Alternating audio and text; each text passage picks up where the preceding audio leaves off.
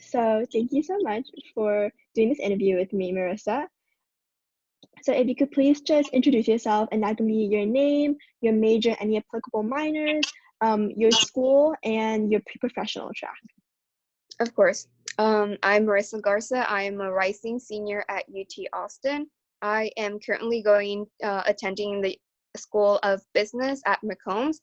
I am a marketing major with an entrepreneurship minor, which has a focus on management as well. And what else was it? A little bit about my background, or what was the other thing? Your background and your pre-professional track.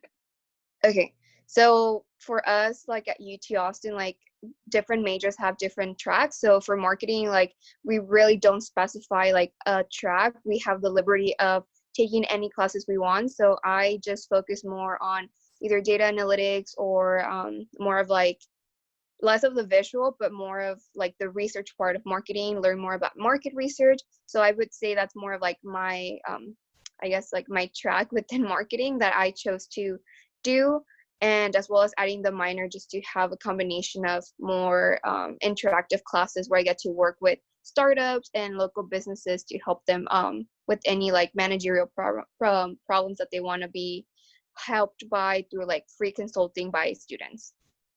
That's great. That's amazing. So why did you choose to major in that though?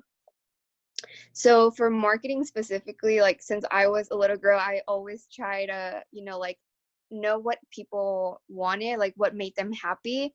So in high school, I would make either like bracelets. I would make custom earrings and bracelets and just like sell this to my friends. But then I realized something, that in my community, which is prevalently Hispanic, people love like Hispanic like treats and kind of like food. So I would started like doing more research and doing Google surveys about what type of foods they liked, and I started like making them and selling those.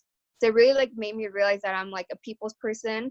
I like doing research, I like talking to people, and I also like the business side of it, like seeing how many profits you get from reselling types of products like food wise. So like that led me to realize that I wanted to do marketing because it combined all the aspects of like the people aspect, but also like the business side where you can like look at data and make a story out of like that data. That's great to hear. It's like really inspiring actually. So what made you decide that you wanted to go to UT Austin? So I actually didn't really think much about, like as other typical high school students, some of them are like, since their freshman year, their parents might tell them like what school to go to, look at what like track they want to do. So it wasn't until my junior high that I just, like junior year of high school, that I started looking into different universities. I knew I wanted to do business, and I knew I wanted to go to a top business school. And knowing like the great program that they have, I thought I wanted to do maybe accounting because of the numbers, and they have like the #1 accounting program. But then I realized I didn't. But they have such like a great college experience, like the college life that I would just hear from people who previously went to my high school was just something that I was really looking forward to. And I just came and visited the school once when they invited us, and I just fell in love with the environment, just like so many socials that people had outside. And like the college life really was like the perfect combination of like the benefits of a great academics plus college life, I think was what attracted me. And knowing that no one else in my high school had been accepted, just like maybe wanted more and push for it. So I'm glad like I decided to pursue that and just work hard towards that. That's great. Yeah. Are you from Texas?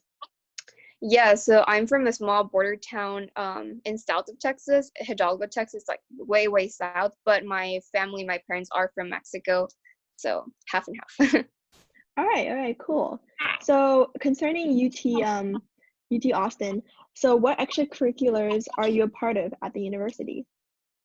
Yeah, so I think for anyone who goes to college, I think like the best college experience that you could have is really through extracurriculars. Like obviously our educations are #1, but I knew since freshman year, like I needed to find something. So I'm grateful that I was able to find, I would say since orientation, of freshman year, like that summer, I found HBSA, which is the Hispanic Business Student Association. So although it does say Hispanic in business, we have such a diverse group. Like we have so many non-Hispanic and non-business students that join us, and it's a really like big familia. Like we call ourselves like a big family across campus. We're a pretty big organization, fundamentally helping, like minority students like find, like their place on campus, helping them through like their path in corporate, like if they're interested in going to corporate America. But really like I got involved since my freshman year, became like a chair, like a leadership role freshman year, sophomore year. And then this past year I was their professional vice president for an entire year. And really like this organization is such an impactful across campus. Like we see how many students are able to find their like internships and full-time jobs through this. So it's such a great way to get involved, but like give forward to our community where we are able to help so many like minority students, like find their like dream job and career. Yeah, that's really amazing. Do you have any advice for business students who are also identify themselves as minorities beyond the association? Yes. So I think something super important to know is to always like leverage your own experience. I think a lot of us sometimes want to try and fit into a mold. I know I've talked to a lot of students, and specifically business students from your freshman year. You might see like other business students that had different preparation, like more experience, even taking SATs, ACTs, more tutoring. But like don't ever think that you have to have all those perfect grades, all that perfect training for business school. It's really like your own, like your experience that creates your own path. And whenever you talk to recruiters, whenever you go into those interviews, like they want to hear more about you, because you already got into that school, you already got into the business school. They know you're good, they know you probably have either a good GPA, good like experience, but really like what are they gonna want from you, like when you join their company, when you start a new business with them. So I think that's really important, because you're already a great student, obviously. So, like they want to be able to have a conversation with you. They want to know you personally. So I think like that's the number one tip I always give any like business students. All right, yeah, that's an amazing tip. Thank you so much. Um, so now we're going to talk more about like UT Austin itself. How do you like it right now? Right now, I mean, I was like right now, like Throughout like sorry about that. Oh my I was gosh. like Like I was throughout, like, let's be specific. I love UT Austin, but I know there's like things going on right now, so I was like, I don't know. like yep, as a student these past few years, how do you like UT Austin? Like, do you believe the class sizes are really good for you and like to bond with your teachers and other students? Is the academic support there really well? Have you found like the counselors useful? Things like that. Sorry Okay, got for it. the No worries. miscommunication. No worries, and you can edit any of that. But so yes, I think they do a really good job of having what's it called, like our academic counselors. I think we don't use them actually like as much as we should. So that would be another like quick tip that I would give students. Like I know for us, like we have a lot of like free tutoring. So like normally some students would have to pay tutoring. They give you a certain credit per semester. So I think like that for freshmen, when they come in, it's really good to, like acclimate them into how to study, how to like make their own notes and stuff like that. So I think overall, like an academic aspect, that is really good. Class sizes, whenever you go into your second, third year, fourth year, they are like way better. Like they're more like smaller sizes, and the ratio to professors are really good. So it's a better interaction. And I think I've always had like professors that are willing to help, like they'll stay after hours to help you, like understand material. I think for a lot of universities overall, like your freshman year, those, core classes, they're obviously like big lectures. So the probably freshmen, like, don't worry, like they're, that's a basic across the universities, I think. But like counseling, I think is great. Something they're trying to really improve across campus from all like colleges is like mental health services, like as counseling. I know that's not specifically to academics, but I think it's really important to really like acknowledge that, because it's a big part of like your college experience. You know, there's a lot of things going on in life. So I appreciate seeing that as an initiative that's being grown across campus, because I know like a lot of students have been talking about it as a change across like not just one college in business, but like across the entire UT system. No, yeah, that is really important. I'm really happy like UT Austin is making that a priority. So thank you for sharing that about UT Austin. So now I'm going to transition a little bit more towards like your specific college application Mhm. process. So personally, how did you feel overall about your college application process? I am actually very thankful. I keep in touch with my college advisor. I know a lot of students, maybe their senior year, it can be a struggle. You know, it's like your last year, you have so many things going on, extracurriculars, and college applications can be stressful. I was fortunate enough to have a very hands-on um, advisor that really was there for our students to really like sit down and see, you know, what was needed from our documents. My parents are non-US citizens, so for me my application was a little bit more tedious and difficult than your normal one. I am a US citizen, but the fact that your parents are not from the States just make it longer. So the fact that college advisors have the time to really have the information needed for, you know, all the different types of students in a high school is super helpful.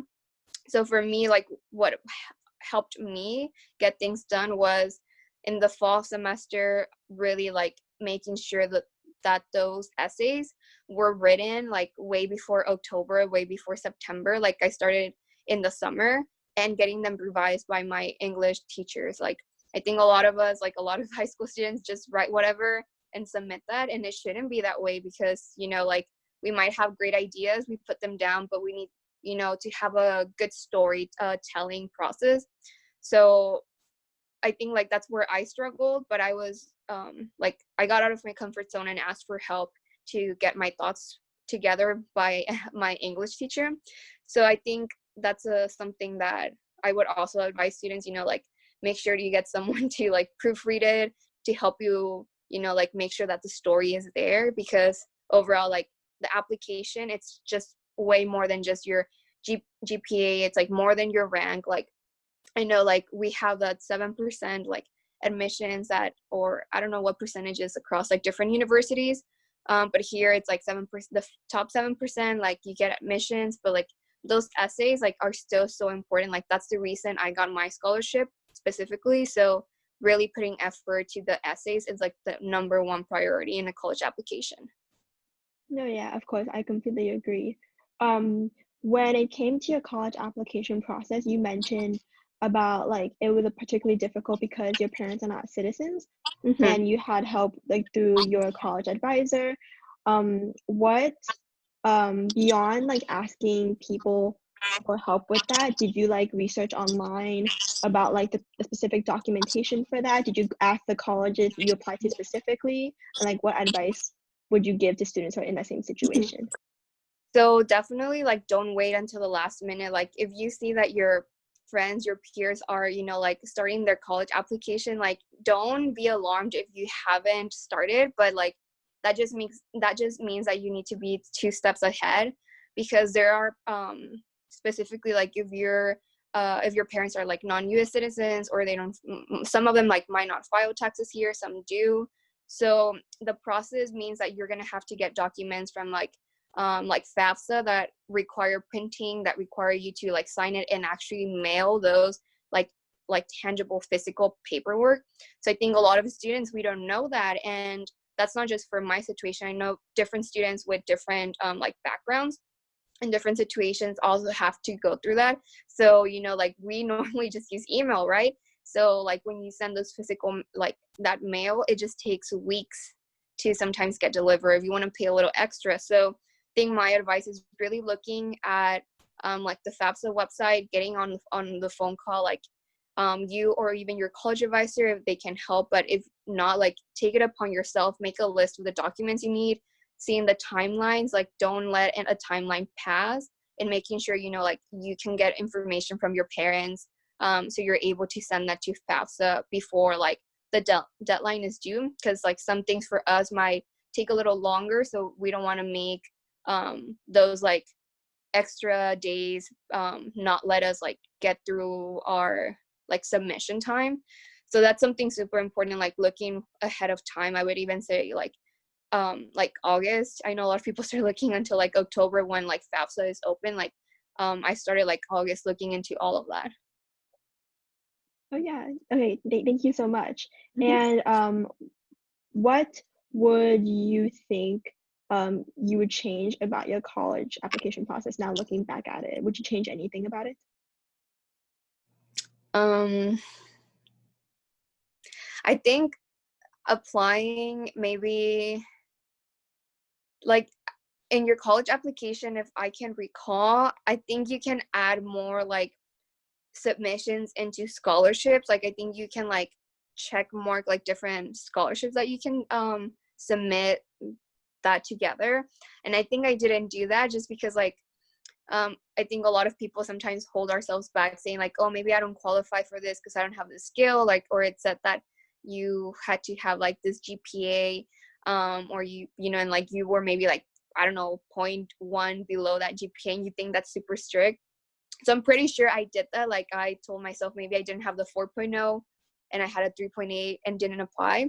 So if I could change something, I think is I would still apply to those scholarships that required a GPA status that maybe I didn't like technically apply to, but I feel like my essays were strong enough to show more of like my like work ethic.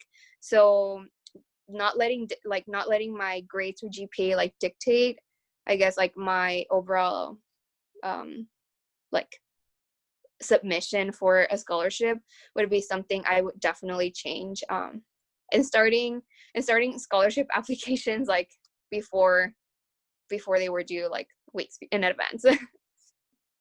No, yeah, for sure. Okay. And then the last question I have for you is if you could give advice to current high school students, what would it be?